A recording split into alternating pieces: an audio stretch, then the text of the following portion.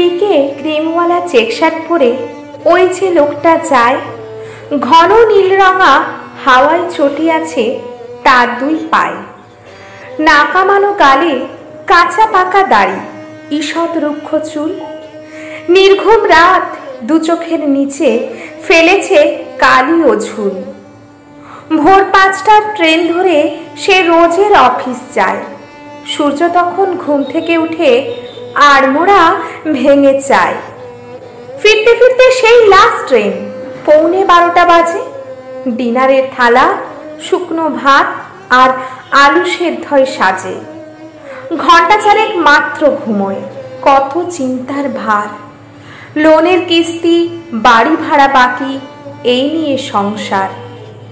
রবিবার করে নিয়মিত ঘরে ভালো মন্দ হয়, ক্লিন শেভ করে ফিটফাট হয় লোকটা ফি হপ্তায়। মাছ মাংস ছেলে মেয়ে খাবে, বারবার মাকে বলে আমার খিদে ঠিক ভরে যাবে, ডাল ভাত অম্বলে। বাবা বলে ডাকি সেই লোকটাকে, যার আধ পেটা ভাত, দিন রাত খেটে বাড়িটাকে বাঁধে শীর্ণ দুটি হাত। সস্তা জামা, সস্তা জুতো আর ক্লান্ত চোখ মুখ, কেন বরাবর মধ্যবিত্ত বাবাদের প্রতিরূপ। বাবারা সাজুক, বাবারা হাসুক, বাবারা বন্ধু হোক, নিশ্চিন্তে ঘুমুক, বাবারা ভুলে রাজ্যের শোক। একটু শখের জীবন কেন ওদের জন্য নয়? বাবা মানে ছাপোষা মানুষ, এমন কেন নয়?